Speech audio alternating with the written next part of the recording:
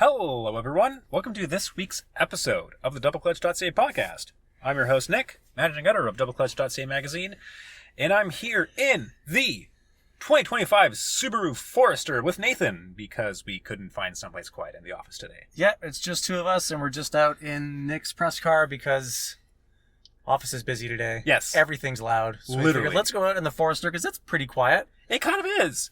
And I think that's...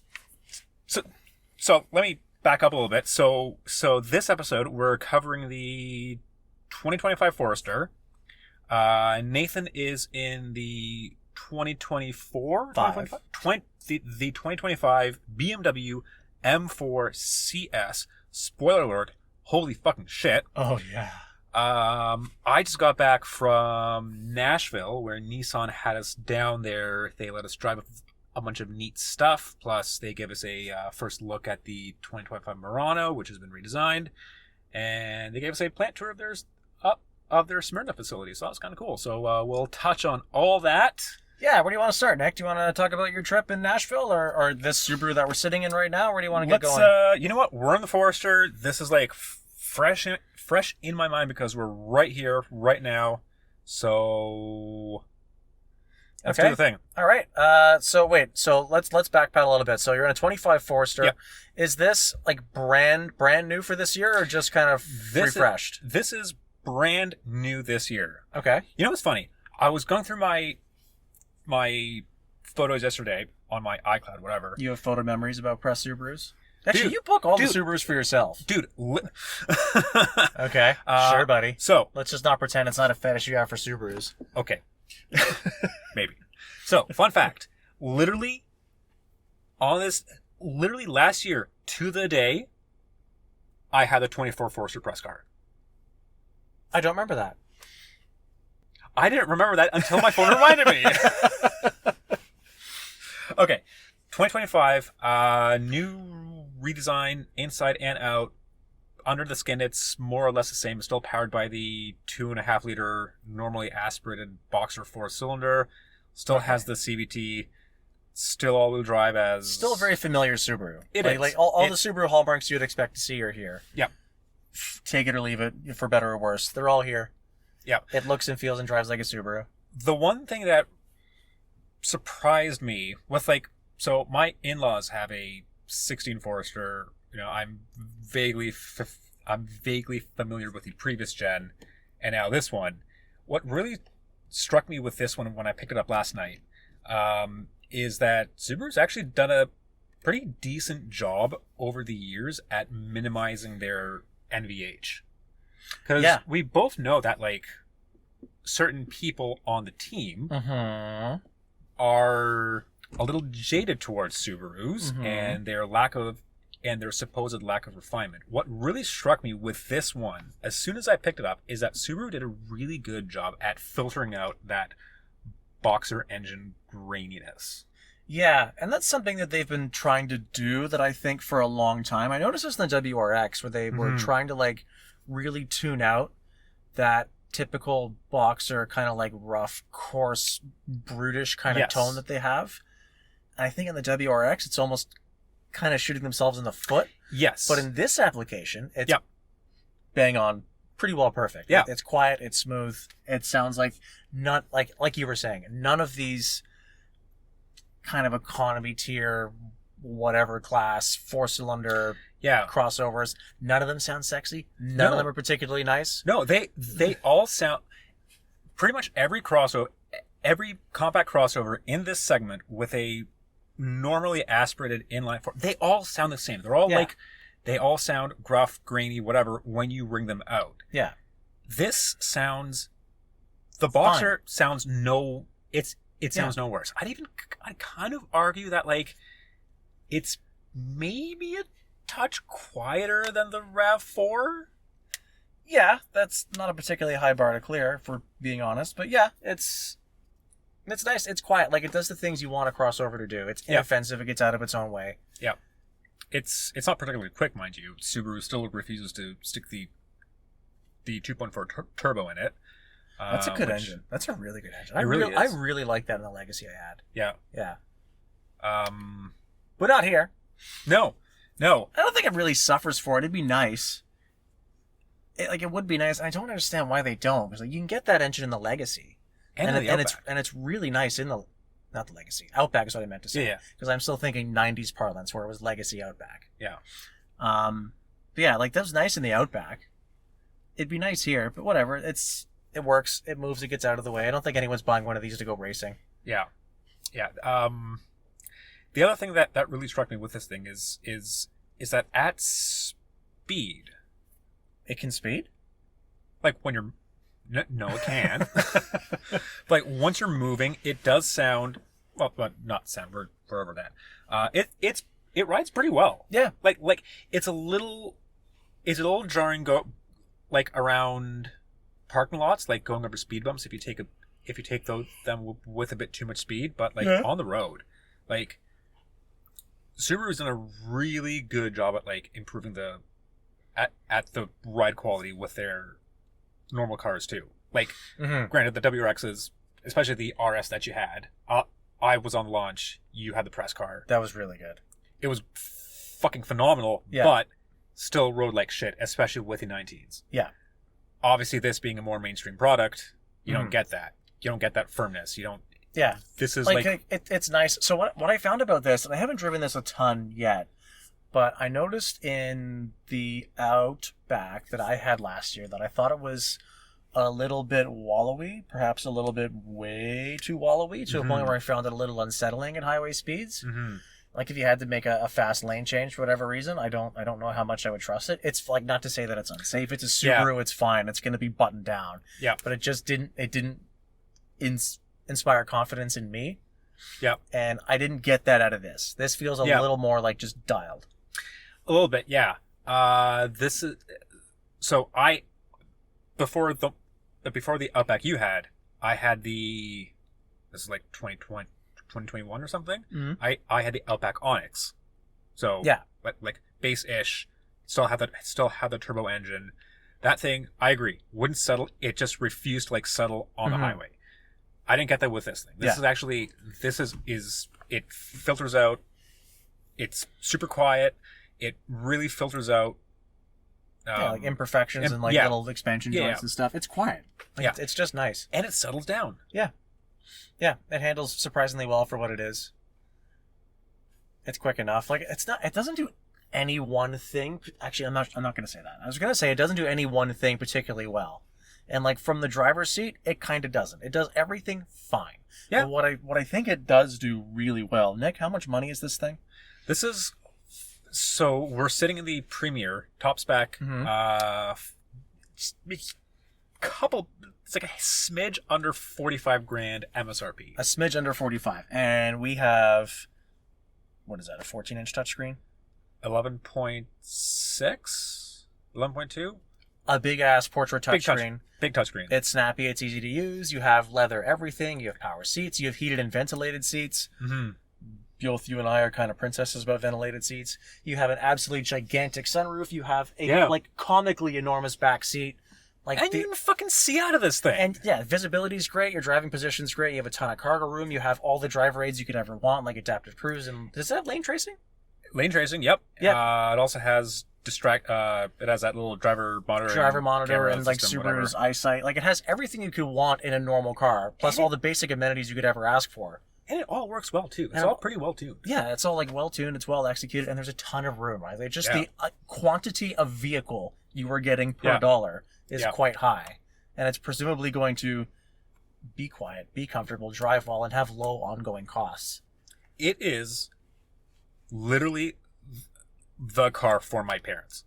Like just I cannot fathom what someone who isn't us what else they could possibly want. Yeah, like this is nice. This makes, like to my eye, this makes a really strong case over something like a CRV or a RAV4.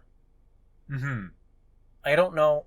I really like Hondas, so I don't know that I would take one over Maybe it. Not a CRV. But the value proposition, man, like this is good, and there's so much room, and it's just nice.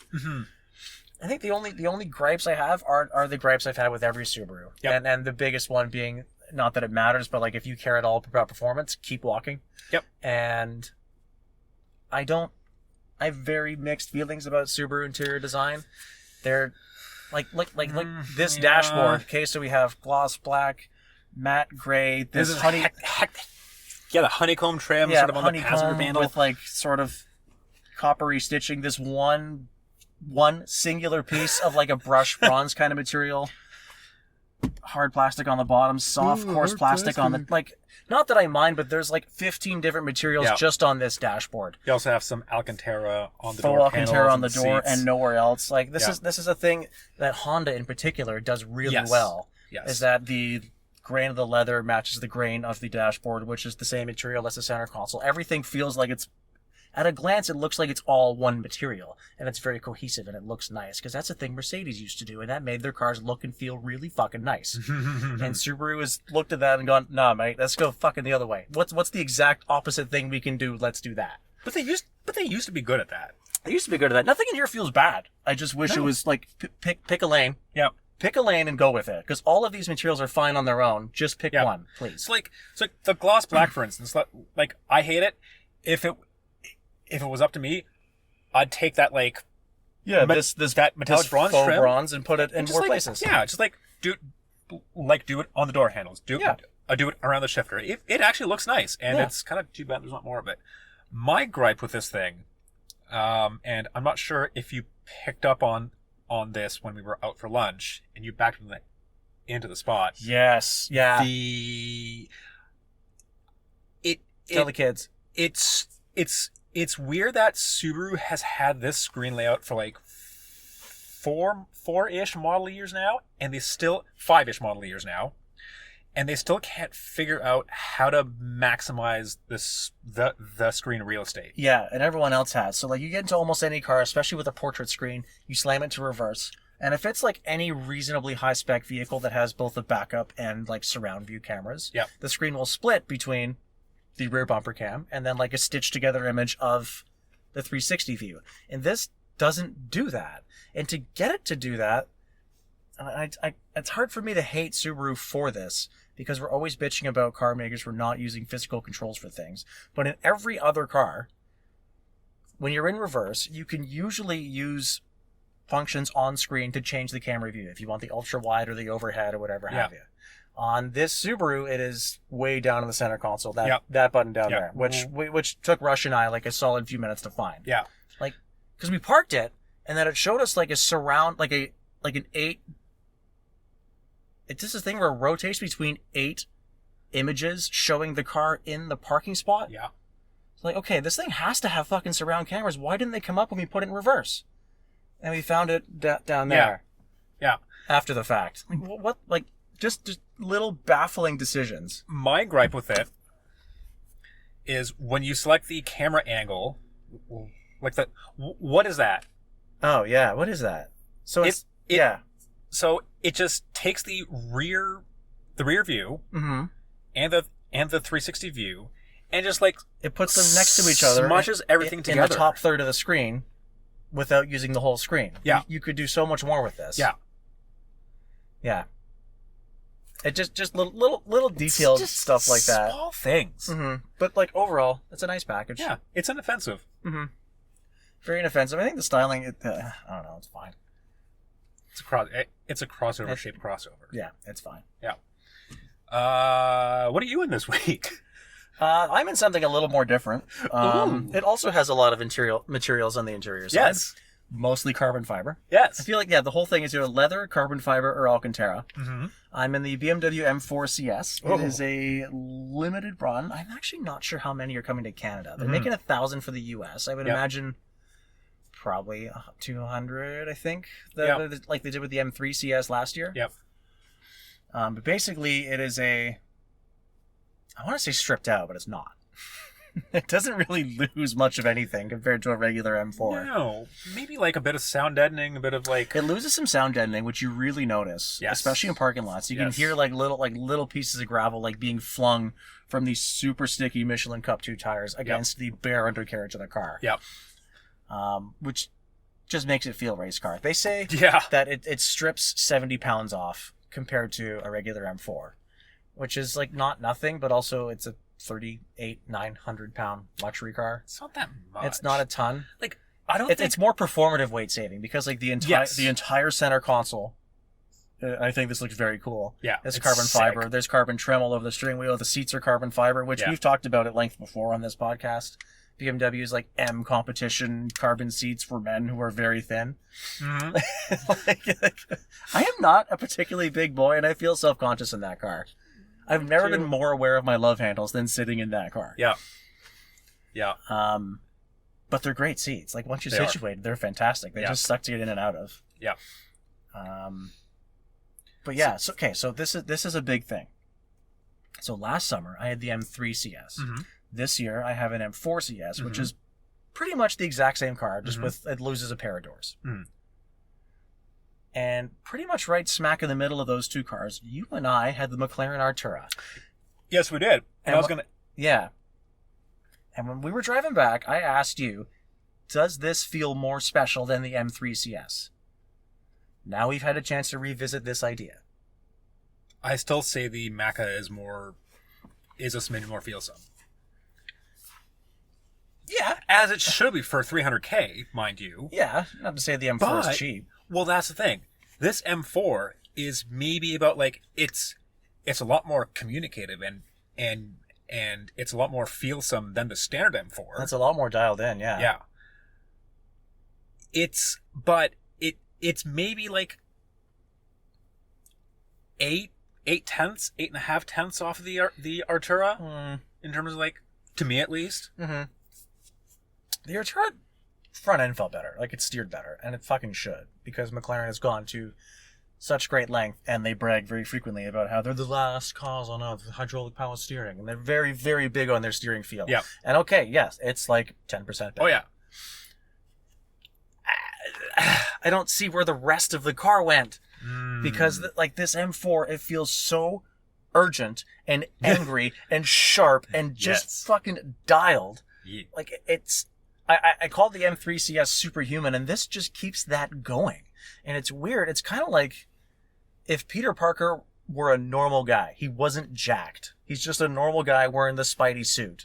That's what this car looks like, because it's a 4 Series. It's an ostensibly normal car that BMW sells hundreds of thousands of. Mm-hmm. That is now dressed up in this wacky matte green paint with red stripes and bare carbon fiber and kick-ass gold wheels. A whole bunch of like performative cool guy shit, like a superhero suit. But it's a normal looking car, but it can do superhero shit in a way that, like, I don't know, like nothing else I've driven, I don't want to say nothing, but very few cars that I've driven this year have the level of urgency and immediacy that this car does. It feels so, like, the turn-in is so violent. It handles violently. It's crazy how much grip it has and how tenacious it is. And the way it builds speed and how it just deletes turbo lag. Oh yeah. It's bonkers. Like this thing feels faster to me. Not to say that it is, but it feels faster and more urgent than the Artura. It feels sharper than the Huracan I had a couple weeks ago. Yeah. It's just so violent and dialed. It's like a caricature of a car. Yeah. I like it. I'm really impressed with it. Yeah. I didn't think I would be impressed coming back to it, because usually like lap 2 in a press car, as we've talked about a couple times this year, has been sort of underwhelming. Yep. And I'm still impressed with it. Yep. I feel like I kind of don't like everything next to my Miata. Mm-hmm. I like this. This works for me. Yeah. That's high praise. That checks out. Mm. I think what struck me about it, is despite all of the hardcore nature of this thing, of all the go fast, of all the race car bits, it still feels like you don't have to work too hard to have fun with it. Yeah. Which I kind of like. Sometimes I like that, sometimes I don't. Mm-hmm. I feel like this kind of scares you at first, but once you take the time to like learn it, just get accustomed to it, how all your responses are going to be amplified by it. Yeah. And like the other thing is steering feel. When we've sampled countless M3s and M4s and 4 Series throughout throughout The last year, a couple years. the last year, many whatever. years or so. Yeah. And, everything else was a little too isolated. Mm-hmm. Not this. This does not have that. This is No. tight. This is dialed. This feels like it's on polyurethane bushings everywhere. Like, Yeah. it's just so sharp. Yeah. It's still not, like, it's still modern BMW steering. It's still, like, kind of glassy. It's not, if you're used to older golden era BMWs, it's not the same animal. Not even close. Yeah. Even But it's in the modern realm. in the modern realm. Very fucking good. In the modern realm, the steering is fantastic. Mm-hmm. Little light, but holy fuck, It's is it so responsive. sharp. It's Yeah. so so fucking sharp. The way it can change directions and then almost more impressively change directions back. Like you yank the wheel over and then you yank it back and the car just immediately darts back straight to the point where it throws you in the seat. Yeah. Like you need those chairs to hold you in place because it's whipping you around. Like, it... Normally, this would take the fun out of, kicking out the back end and, having fun with it. But, I kind of... it's just so... It's so grippy. Easy to explore its limits. But that's but the other thing is, you're nowhere near the ceiling Nowhere near of its its actual limits. limit. Yeah, on the road. it'll kind of communicate to you. It'll show you what it can do. Yeah. It'll let you know, this is about the threshold you got left, and it's a lot, but it's telling you it's there. It doesn't sneak up on you. Yeah. I think it helps that it's on Cup 2s and it's cold out. Yes. So it's not like when we had the M3 last year, it was August. Yeah. Like, I could not get that car to break loose no matter what I did. You have to be a complete fucking goon to do anything in that car. Yeah. This is, I think, just by virtue of being a little colder, is a little more relaxed. Yeah. It's got a little more transient character. Mm-hmm. And I've noticed when I put it in two-wheel drive, like maximum kill everything off mode, it has no grip. Like, it will light the tires in third, no problem. It's fucking really dumb. Yeah. Yeah. That was a fun drive back. Yeah. I just think, for what they are asking for, if you were to try and get that kind of performance and driving experience and sense of theater and attention to detail throughout the cabin, as there is in this car, for $185,000, $163 to start, plus the paint, carbon ceramics, we're up there. You can't, I don't think anything else in the new market gets even fucking close. There's a lot of really cool cars, like the F-Type R that you and I both like. And they're really fast, but they're not nearly as edgy as this thing is. It really... Okay. No. And when you turn everything off and you're just trying to use it as a normal car, it's still a 4 Series. Yeah. With really nice infotainment and a good sound system and a big trunk and back seats, and it actually rides pretty well. Like, my metric for measuring cars is there's a couple, really sharp expansion joints that have, cracked and broken up on their way into work that the city has not done anything about paving over. And in most of my cars, it just, it feels like it wants to rip the front of the fucking car off. Yeah. And so my measurement is, how well you hide this. Yeah. And I hit this expecting the car to just explode. When I hit it in the Huracan, I thought I broke something. Oh, God. This car, it treats it like a BMW. They just kind of, there's a thump and it's gone. So it still does the BMW refinement thing while also doing the performative race car thing, and is also fast enough to kind of actually be race car. Are you saying that BMW has done it again? It would appear, perhaps, that they have done it again. But over the CSL that they did 2 years ago. Yeah. So the CSL was actually stripped out. It lost the front, it lost the 4-wheel drive, it lost the back seats. That car was 250 pounds lighter than a base M4. That's a meaningful difference. That thing was a demonic weapon. This still feels just as demonic, but because it's 4-wheel drive, it takes a little bit of the edge off, and you can use it for a little more of the year without being afraid of it. Yeah. And because this thing in 2-wheel drive mode is fucking useless. Yeah. It's a nice day, it's 15 degrees, and it has no grip at all on these standard Cup 2 tires. You can get PS4S's, but that almost feels like a waste of what they're trying to do with it. So it takes a little bit of the edge off. It makes it a lot more usable, and like putting the back seats back in, and it's a BMW. I was surprised it has back seats. Yeah, Kind of surprised. why not? Nice car. The M3 CS had back seats. It's a 4-door. Yeah, This is a 2-door. yeah. I need back seats on a 2-door? Back seats aren't heavy. Whatever. Huh. It's not like they're powered. But yeah, it was nice to get into this like super angry, like angry carbon bucket, like bright green demon of a car. Yeah. And, oh, it has automatic heated steering wheel. That's nice. Ooh. Just little luxury things. Yeah. I think it does a good job of kind of selling itself. Like it looks and feels like it's way too much. Mm-hmm. But maybe you want way too much. And it's way too much in the right ways and not way too much in the ways that matter. Mm-hmm. It still rides okay. It can be quiet enough to not make you want to blow your brains out. Like, Yeah. Yeah. Okay. mhm. You mentioned it's about 180-ish as tested. 163 to start, yeah. Okay. So the paint's 5. Yep. And then 11 more for the carbon ceramics. Yep. Both of which I could leave. So, fast BMW 2-door, or Mhm. a 2+2 Yep. that you can take to the track. Yep. This or M8 Comp. This. Yeah.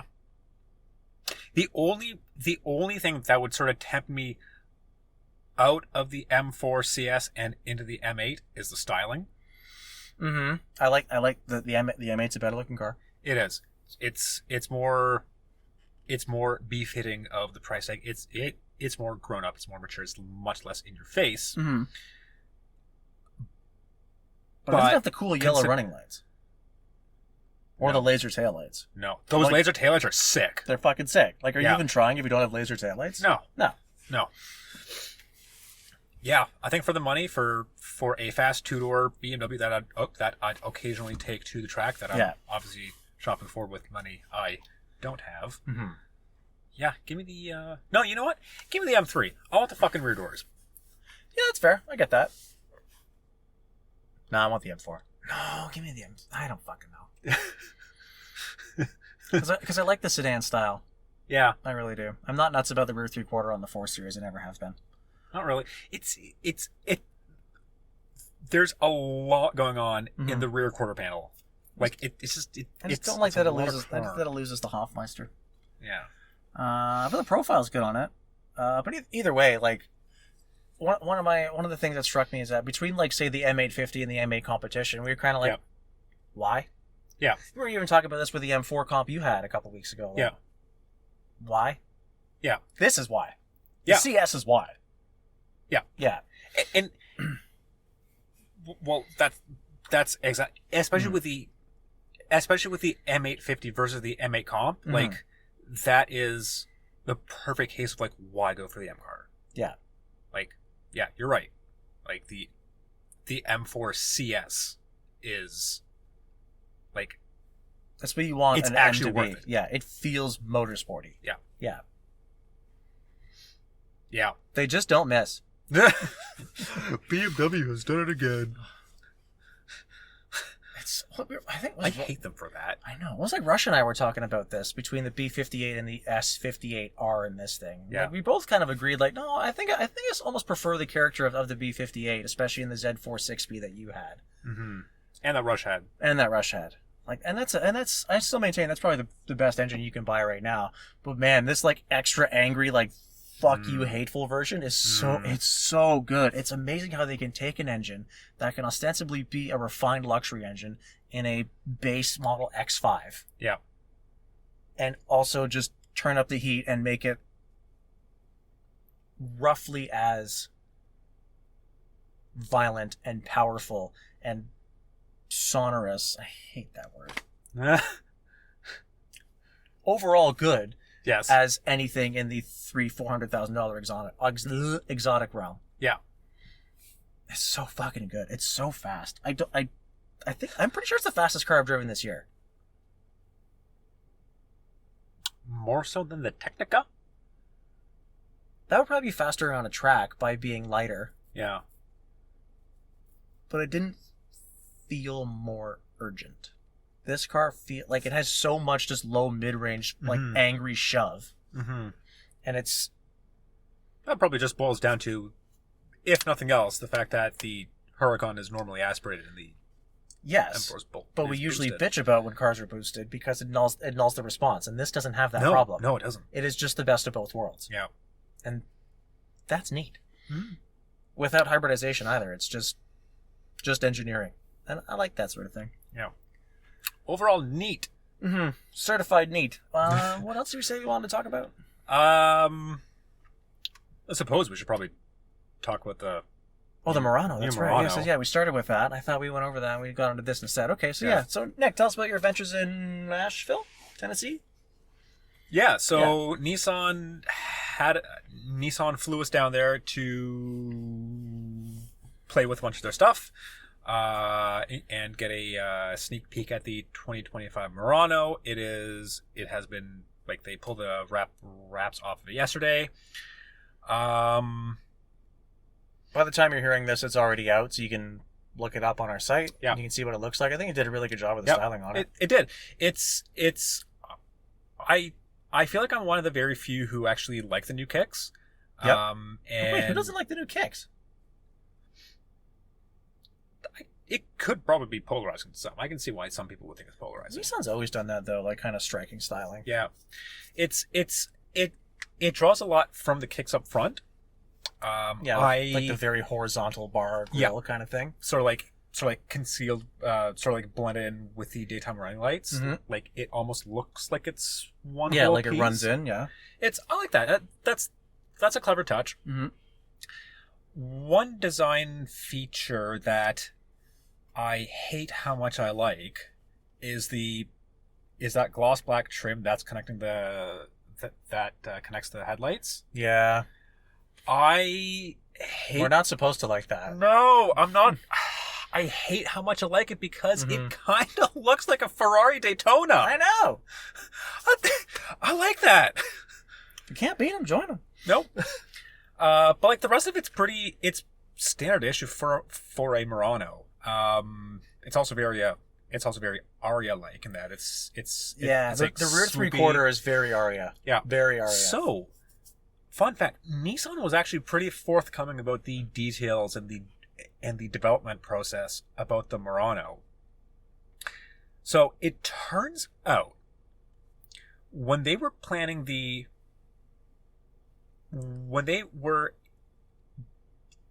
like putting the finishing touches on the Aria, that was actually supposed to be the new Murano.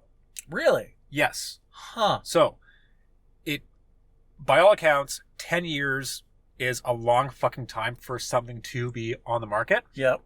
And Nissan almost avoided that by having the quote-unquote new Murano come out in 2022. Huh. In the form of the Aria. Was it always supposed to be an EV? Yes. Okay. So, by all accounts, we were supposed to get a new Murano in 2022.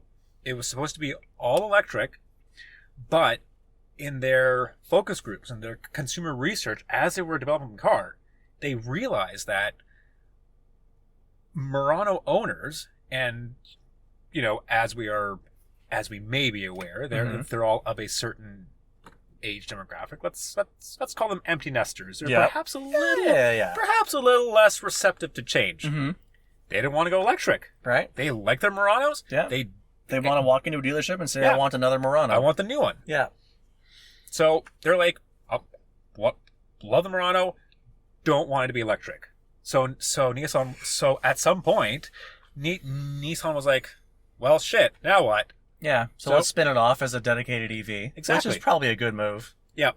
And two years later, we got this new one. Very Aria-like. I like the look. That's a good move because the Aria is a good-looking vehicle. I think it's one of the better-looking vehicles in that EV segment. It is. And it draws a lot inside from the Aria as well. So the new Murano does the whole dual screen thing. Yep. Which everyone else does.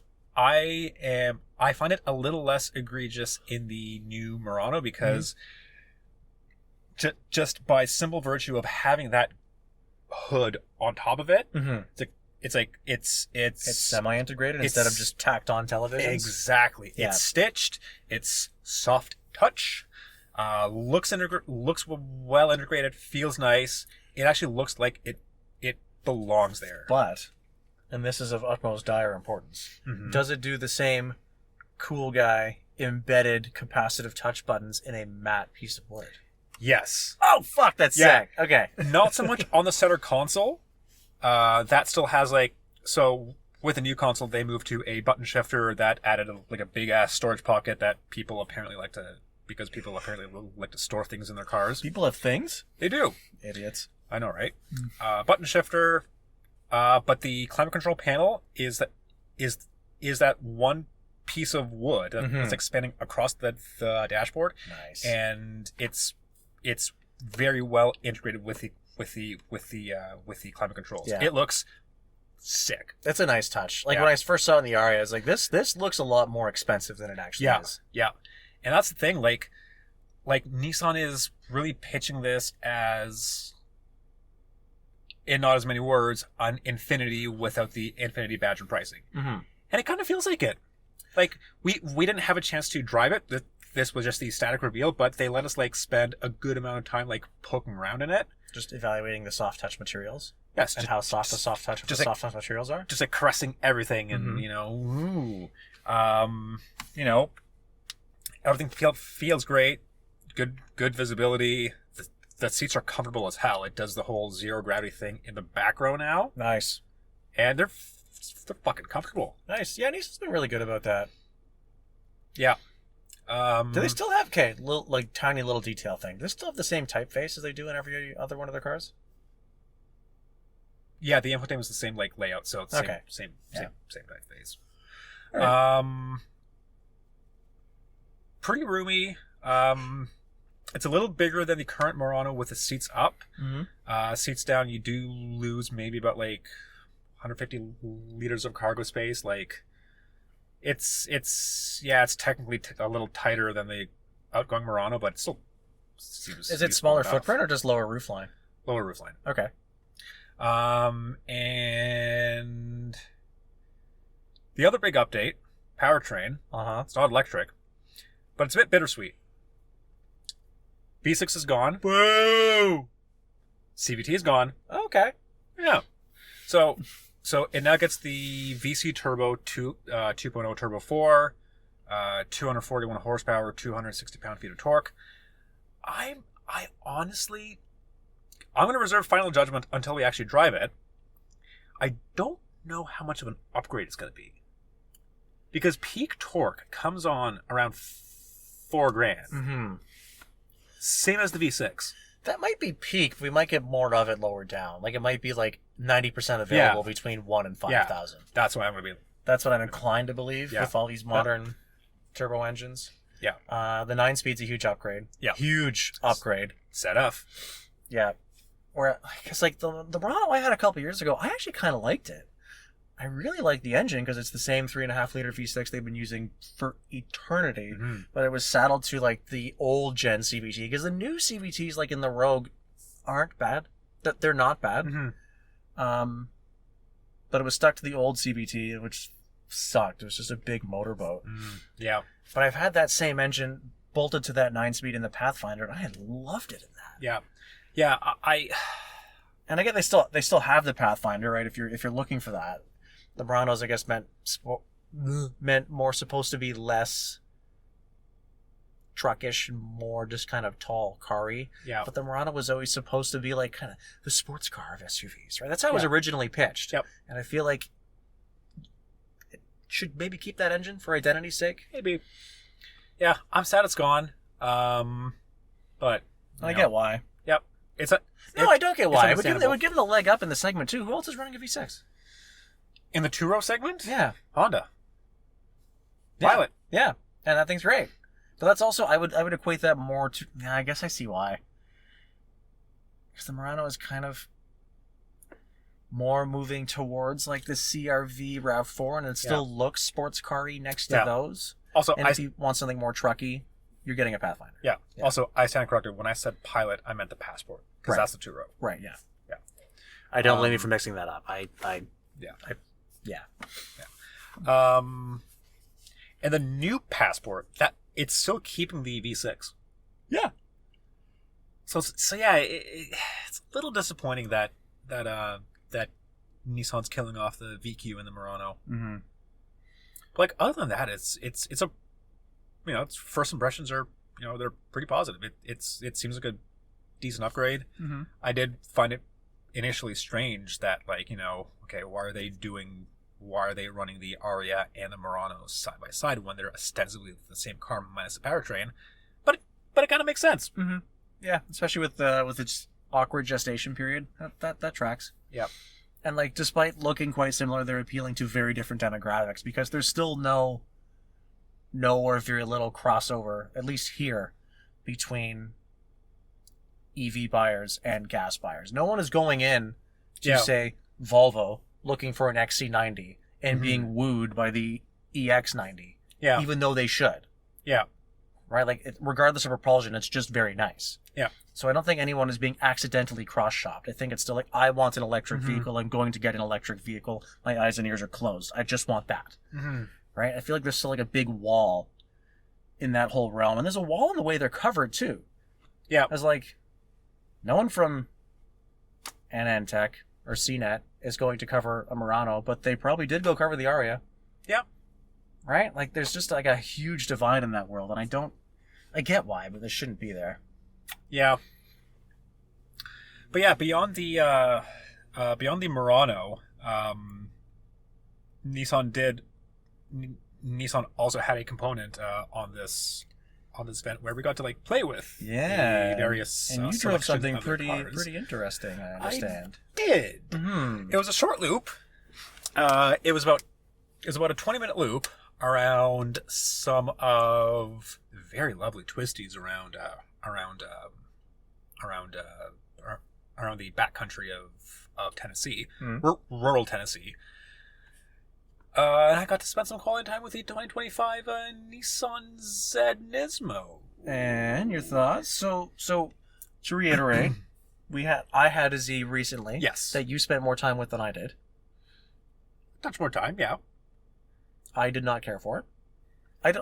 I think it's kind of a swing and a miss on Nissan's part. I wanted to succeed so badly, but it just fell on its face in a couple of really key areas. So it's funny you mentioned the whole, lap 2 with certain press cars. Mm-hmm. When we first had the redesigned Z, when I first had it a couple years ago, I thought it was largely great, except for two areas. The fact that it was super expensive, and the driving experience didn't quite feel natural. You felt that the same way when you had the 24. Yeah. And my feelings with the standard Z persist. Fucking great car. It looks amazing. It looks great. They nailed the style. Yeah. Yeah. Great steering. Love the fact that you can get it with 3 pedals, rear-wheel drive. It's fucking fast. Still think it's expensive, and especially for what else you can get. Yeah. Like the Mustang GT Performance Pack I had, which is another blue, heavily retro-inspired car on an old platform with an old engine that still does the manual 3-pedal thing. Yeah. And is faster, and handles better, and drives better. It's $3,000 cheaper. Fucking buddy, big problem. Yeah. And you pointed it out, and I couldn't unsee it. I couldn't unsee it. The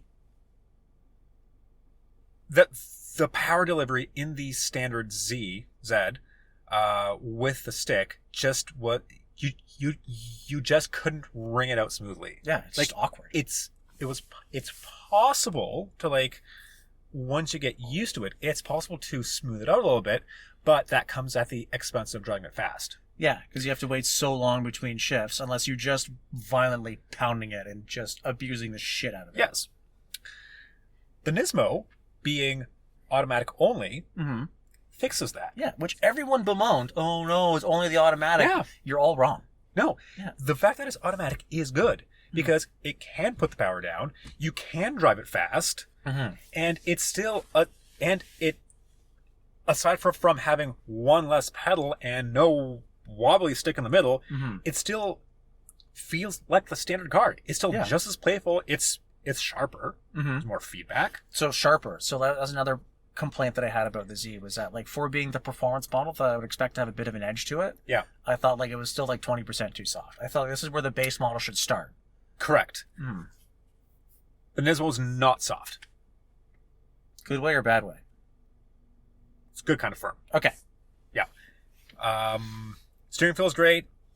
Very, very responsive. Good amount of feedback. Also, I am so over thick steering wheels. The Z steering wheel, whether it's the base or the Nismo, is perfect. Like, I have. You like them skinnier? You like wrapping your hands around something a little skinnier? Yeah, is that what I'm to intuit from this? You don't like the big intimidating thick unit to grab onto? You prefer? Yeah. I actually agree with you on that. I walked into that one. I actually agree. I walked into that one. Yeah. I like my Miata. It doesn't make me feel like less of a man. Oh, God. The M4 makes me feel pathetic. Inadequate. It's so girthy. Oh, my God. I mean, there's a reason why. Anyway. Yeah. Great. All the touch points in the Nismo felt great. Like, it just felt, it's so easy to have fun with it. It's so easy to, like, kick out the back end, bring it back in line. It sounds great. The power delivery alone fixes, like 90% of what's wrong with that car. 90%. Yeah. Still expensive. Quite a bit more. Yeah. Yeah, and that's still a problem. Yeah. Because they're what, 75? 75-ish. Yeah.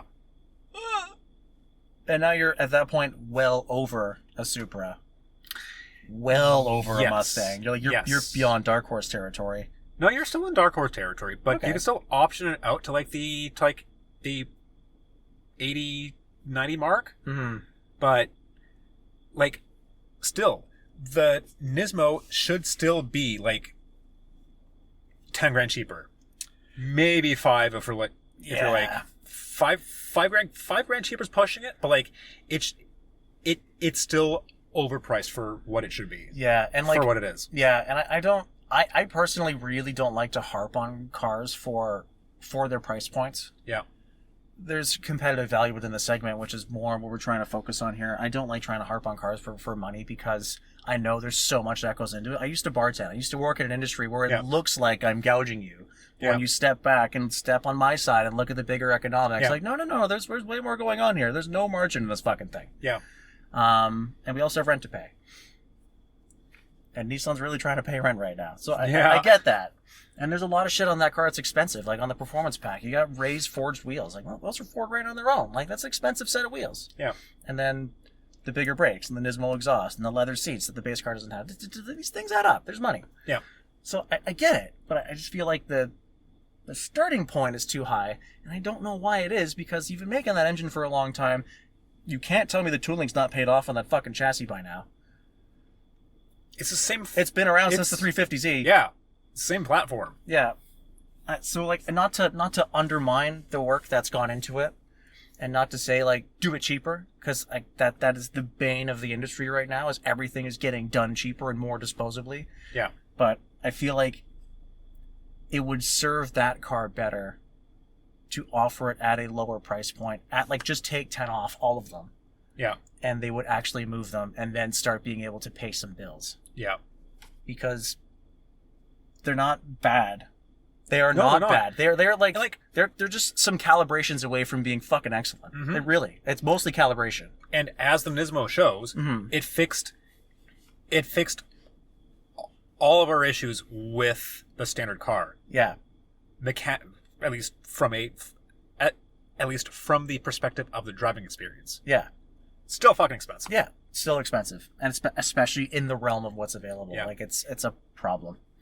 There's good bones there. Like, to echo your point, when I was returning the Z I had last week, that you put more miles on than I did, I'm going to try and have fun with this car. So I went out, I kicked it out, I got it sideways a few times. I really tried playing with it and playing with the launch control and the no-lift shift. I tried to have fun with it. I still didn't. But I noticed that once it was in gear and the throttle was on and the turbos were spooled up and it got a little sideways, that car handled fucking great. It did. Like same with the Nismo. The core tenets of a good sports car in there, they're just buried under some baffling decisions. Yeah. Yeah. And that's too bad because it still looks so fucking good. It's a good looking car. It's a good looking car. I think it sounds great. It sounds good. Yeah. It looks good. Like it's not super impractical. It's a nice place to be. Like there's a lot that I want to like. It just is undone by the fact that it's kind of a shit sports car. Yeah. And at least the Nismo shows it like, okay, you can fix this. You know how to fix this. Yeah. Make it more available. Yeah. Get the word out. Get people driving them. Because like at 70, at like 75, almost 80 grand, you're deep into Z4 territory with the good engine. Yeah. You have to walk by a lot. Yeah. To get into that car. And also all those cars offer manuals that are good. The Mustang GT's manual is very good. The Z4's manual is very good. The Supra is the same. So you have to walk past all those cars to get into an automatic Nismo Z. Yeah. And the automatic makes it better, but the automatic shouldn't be the reason why it's better. No. Mm-hmm. It's a bit of a mindfuck, but you know. And it's not like, you know, in the case of say BMWs, between the 6-speed of the ZF8 or Porsche's 6-speed versus the PDK, where it's like, yeah, you can take it or leave it. It's really a style preference. No. The automatic's objectively better. Yeah. It deletes the big problems that the manual has. Mm-hmm. Mm-hmm. Yeah, it's a bit of a mindfuck in that regard. In a sports car like the Z,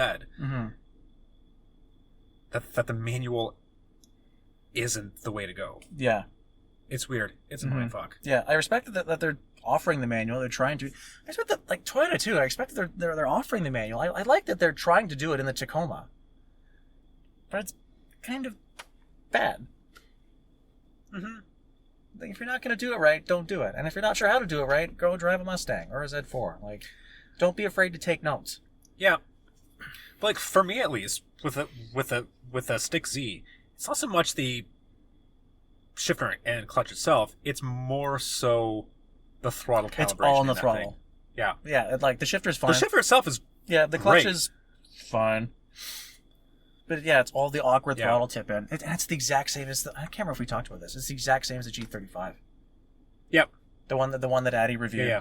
Like, it's a 20-year-old car, and the tip in is exactly the same with the same bad habits. And it's just like, okay, so you thought this was a good idea a long time ago, and you've learned nothing. You can do better. I know you can. I want you to. And the Murano looks like a step in the right direction. It kind of does. It does. And the Nismo is a step in the right direction too, except it's still kind of expensive. Yeah. But yeah. I think that wraps us up. I think so. Yeah. Yeah. New Murano. That was a quick jaunt with the Nismo. Yep, that's cool. I'll be checking out the new kicks next week. Yeah. So there'll be more Nissan talk. That's right. I kind of like the new kicks. I like the look of the new kicks. It's like a baby Murano. Yeah. It's almost like it's intentional. Oh my god. Wow, cohesiveness. But yeah, like they're trying. They're really trying with the new powertrains, with the plug-in hybrids coming, with the regular hybrids coming. Like, they're really trying to rejuvenate the lineup and put themselves back out there. Yeah, actually, in a competitive position that they used to have. What really surprised me again with this whole with this trip is how forthcoming Nissan was with like some of their future products, and like I had to ask them, like, can we run with this? And they're like, yeah, it's fine. So they dropped a couple of new tidbits. If for everyone listening, if you weren't following along with my updates on our socials, they dropped a few tidbits. there's a new Leaf coming next year, Yep. or a Leaf replacement. They still apparently they still haven't decided what to call it yet. Yep. There is a Rogue plug-in hybrid coming next year as That'll well. be big. That's big. That's a big one. Mm-hmm. And apparently they're targeting 70 miles of range with that thing. That's very good. That's very good. If they can pull it off, that's what, like 110 20 kilometers? That's good. That's a lot of like EV range with that thing.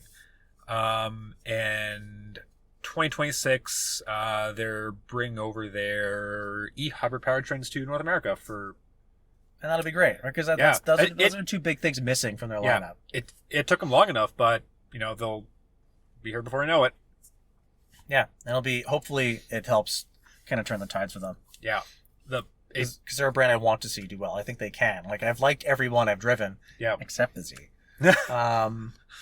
which is really painful to say. But yeah, I want them to do well, and I'm looking forward to seeing more what they got in the pipe. Because a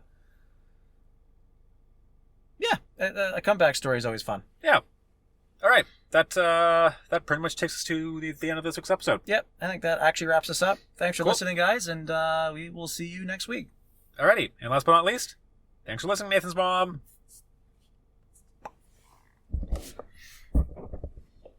Holy shit, we filled an hour. Oh my fuck.